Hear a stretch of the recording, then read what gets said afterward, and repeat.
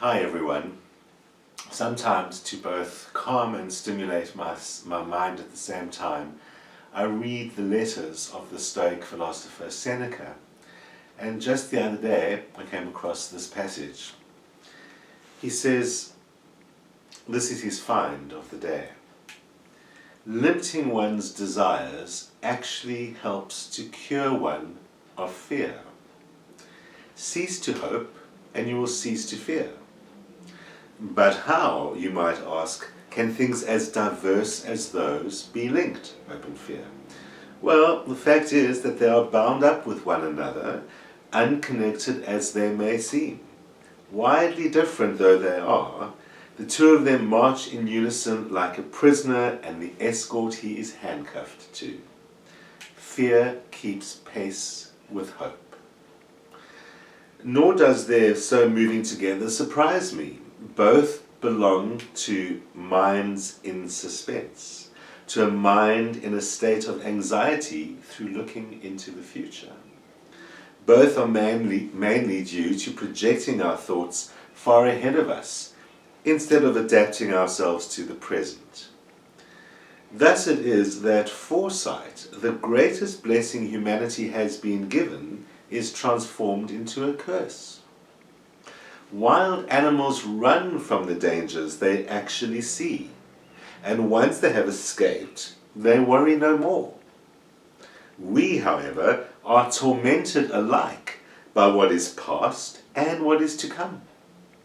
A number of our blessings do us harm, for memory brings back the agony of fear, while foresight brings it on prematurely. No one confines his unhappiness to the present. And of course, we all recognize deep truths in Seneca's words, as usual. So, is this true? Is hope tied to fear? Is it bad to hope? Well, there are two sides to the story. Let's have a look further at what the Stoics say about it. It is true that we spend an inordinate amount of time sitting around hoping, waiting, begging, wanting, wishing, wanting to be lucky, waiting for our luck to come in some way, or a lucky chance to come our way.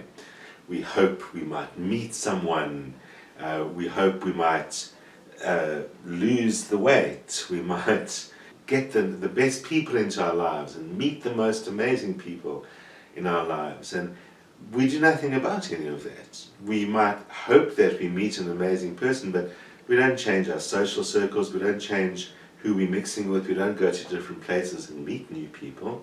We can sit and hope that we're going to lose the weight, but as we know, the weight isn't going to happen on its own. Someone, ourselves, has to do something about it, hoping as if something else or someone else was going to come in and lose the weight for us, and of course that's never going to work. We want to do things, we want our work to be recognized, we want to accomplish our goals, but we're not doing the things that we should do in order for those things to happen. To paraphrase Epictetus a little bit, he says you can sit all day and hope that your nose won't run, or you could just blow your nose.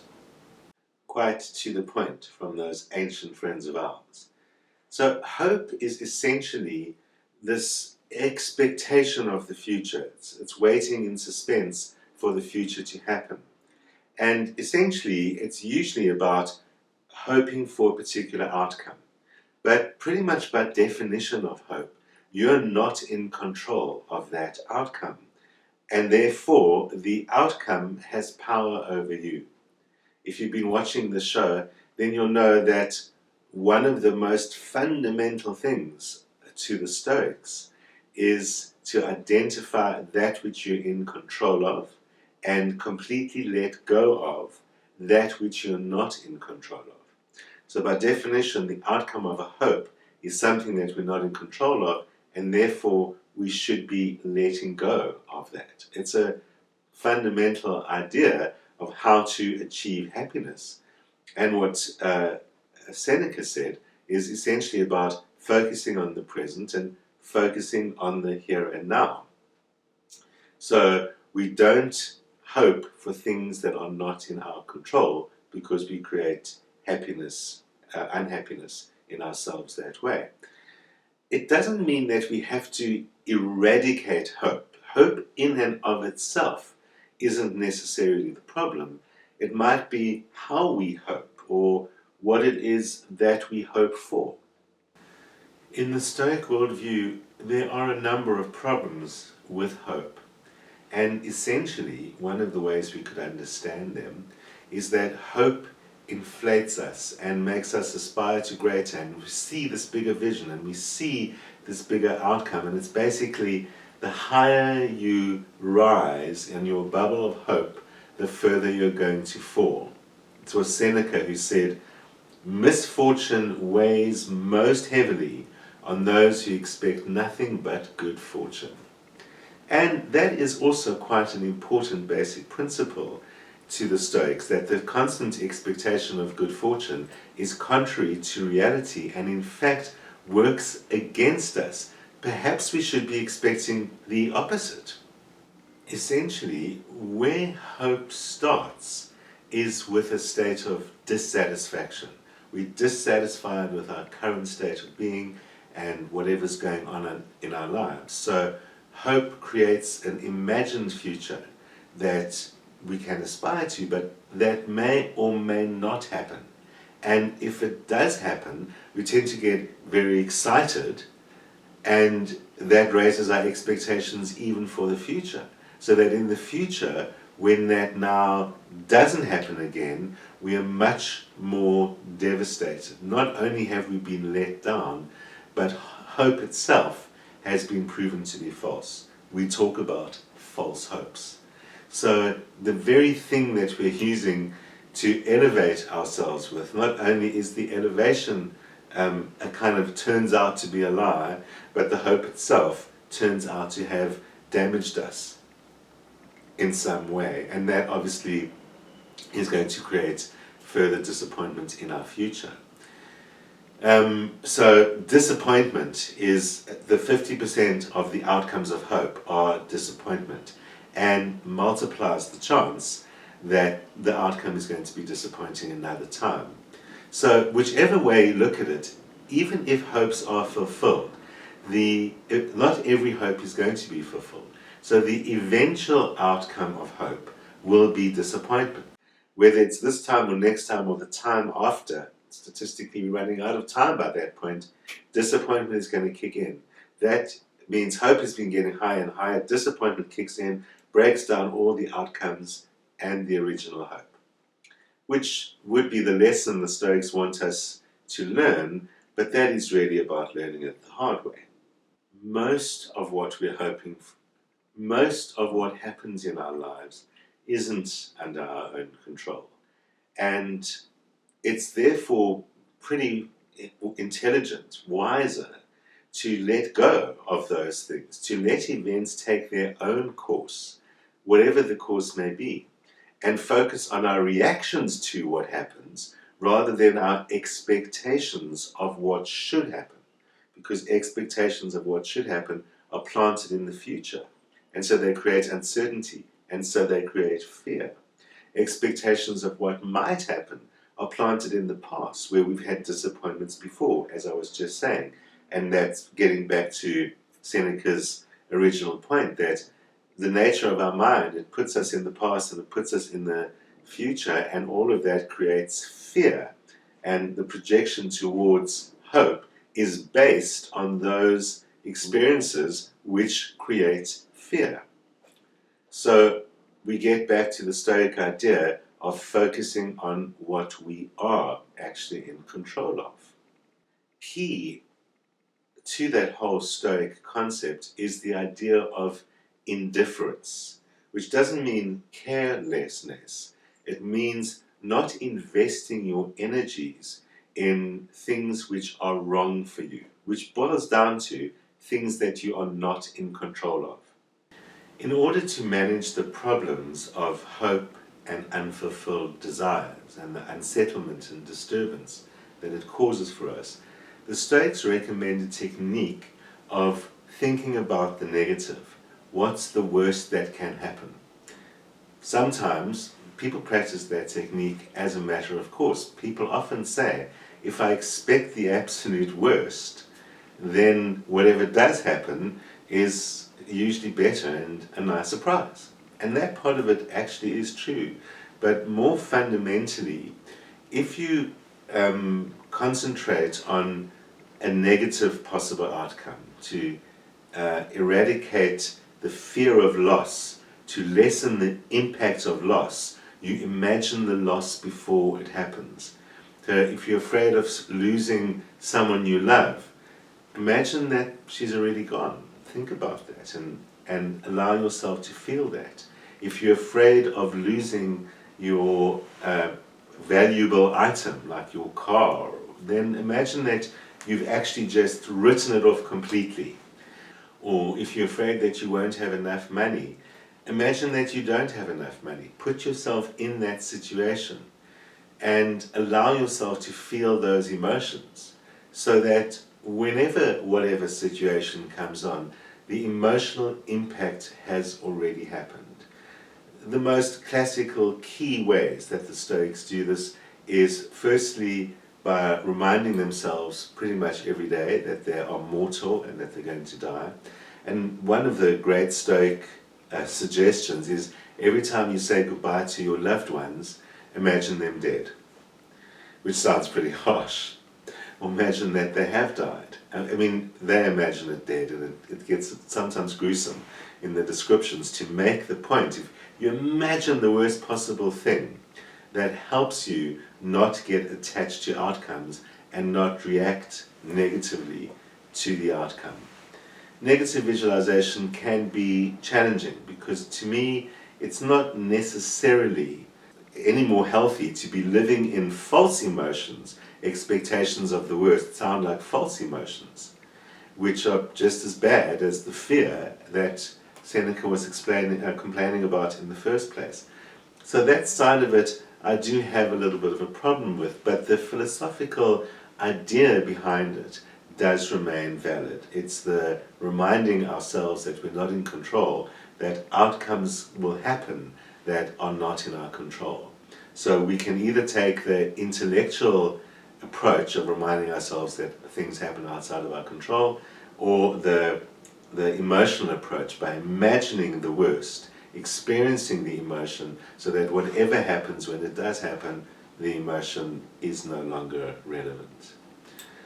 Very often we're so busy wanting things and chasing after our desires that by the time we actually reach them, when we do reach them, we've kind of adapted to that expectation, so we actually want more. We're never satisfied. I've said it often on this show. We're never satisfied with what we've got, and we end up wanting more. So now we create more desire. And it's said that visualizing the worst helps stop that behavior as well, helps to stop imagining that everything just gets better all the time or that I'll get more all the time, and helps you be satisfied with what you have where you are in the present. Also, Seneca's very fundamental point. To put it more bluntly, sometimes negative visualization helps us become grateful of the present. So if you imagine that you've lost a limb or that you've lost all your money, but then you haven't, you can be grateful for what you have. And that's a common practice to many of us. When we see sometimes the suffering of others or the suffering that exists in the world, it reminds us to be grateful of where we are now. To the Stoics, the lesson isn't about gratitude, it's about being in the present and focusing on the present and worrying only about that. Remember, this doesn't mean to the Stoics that we should sit back and do nothing about anything. Essentially, instead of sitting around hoping or operating in a world of uncertainty, which hope certainly is, positive, deliberate action can be taken. Hope might be problematical, but motivation and action are not. Ultimately, Epictetus states the Stoic position most clearly. Epictetus said, freedom isn't secured by filling up on your heart's desire, but by removing your heart's desire. There is, of course, a different side to the story, and that one is defined by psychology and much of the latest research. Since the 90s, the psychologist Charles Snyder developed the idea of hope theory. And according to hope theory, hope consists of both agency and pathways. A person who has hope has the will and the determination that goals will be achieved, and has the strategies at their disposal to achieve those goals. In other words, hope is a mixture of the will to get there and the strategies of ways to get there. So Snyder says hope isn't this imaginary thing in a vacuum. Maybe there's a kind of hope that is that.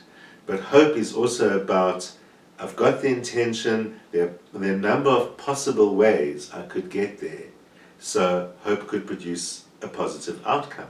And indeed, when hope acts as a motivation rather than an activity done sitting on a couch, that does make a lot of sense.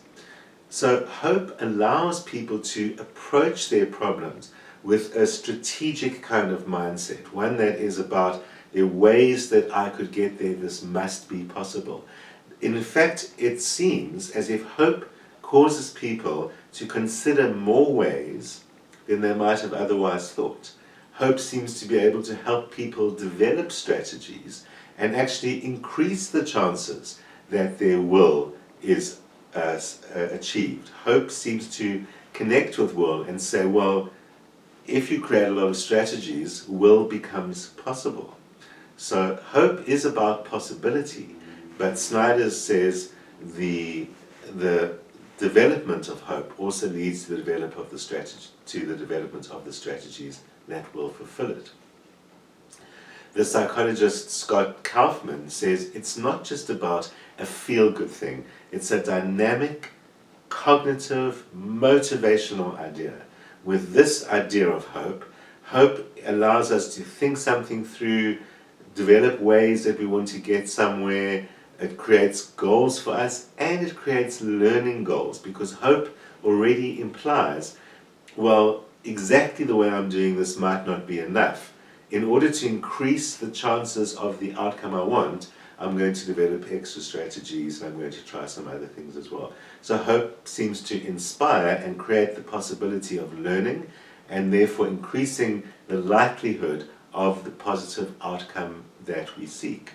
People with learning goals, people who are willing to learn more ways of doing things and who engage in that, are inclined to be more successful and inclined to stay on their path to get there. They don't despair easily and fall off the path.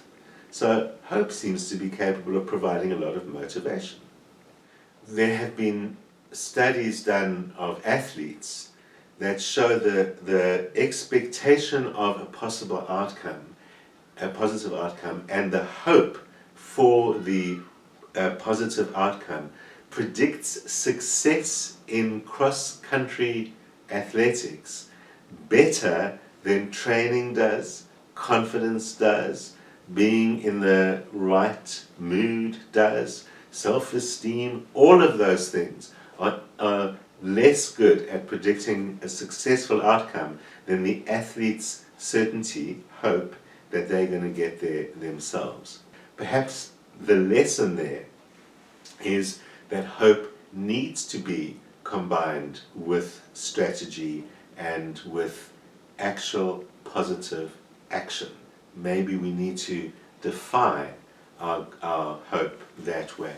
In the same way that it's been found that some athletes perform better because of hope than for any other reason, the same correlation has even been found with academic outcomes.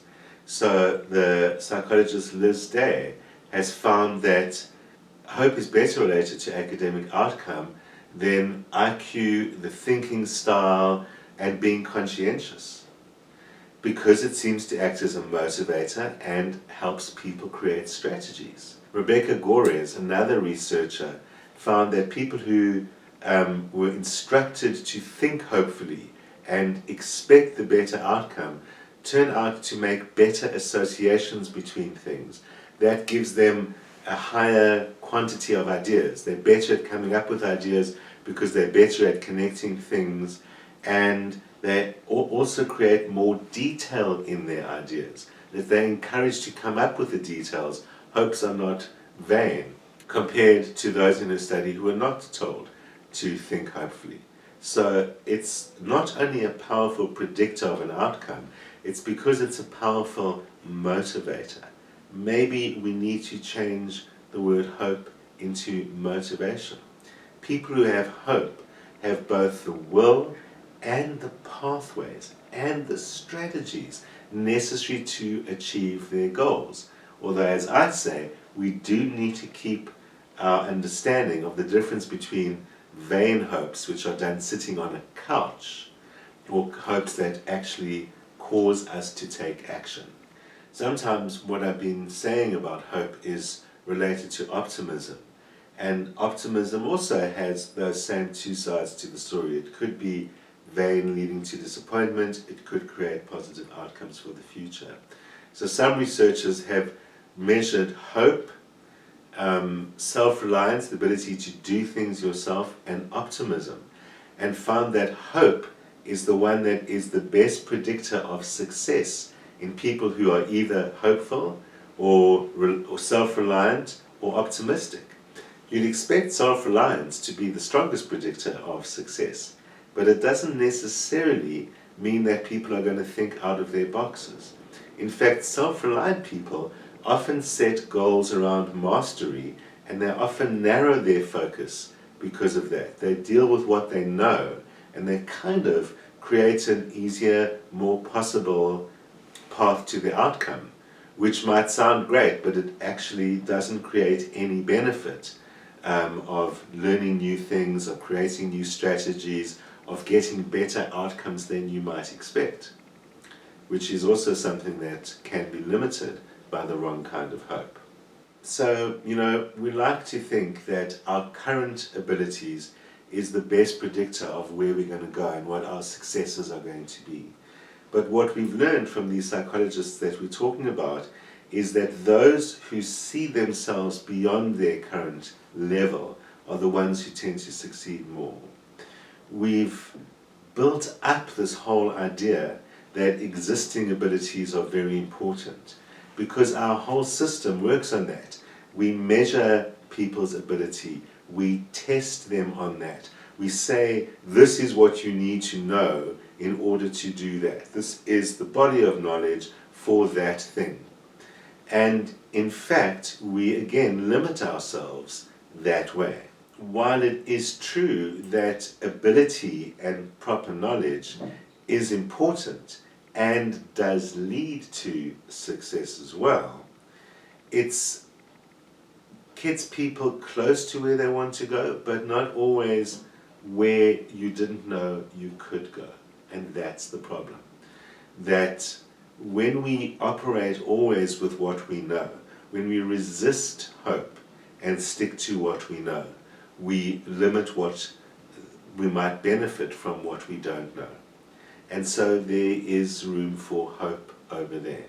There's some who say, in fact, because of that, hope, being able to create will and ways, causes you to grow more and know more, and might actually be the best vehicle for success that we have. So, what is it? Where do we stand? Where do you stand?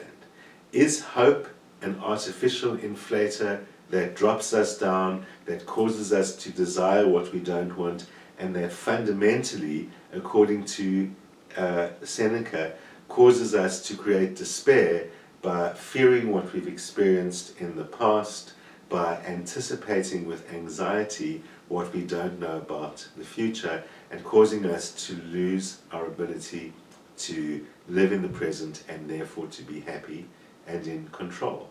Remember, as he said, hope creates fear, which is definitely one side of the story, but then there's the other side of the story. Hope creates the vehicle that allows us to develop will and to develop many ways to achieve that will. Well, of course, as we know, there's never one answer to anything, but I think the most fundamental thing is that we engage in the control and mastery of our own lives, and perhaps there is space for hope to fit into that if it's creating will and methods. But just for balance, I'm going to leave us with the words of the great poet Alexander Pope, who said, "Blessed is he who expects nothing, for he shall never be disappointed." See you next week.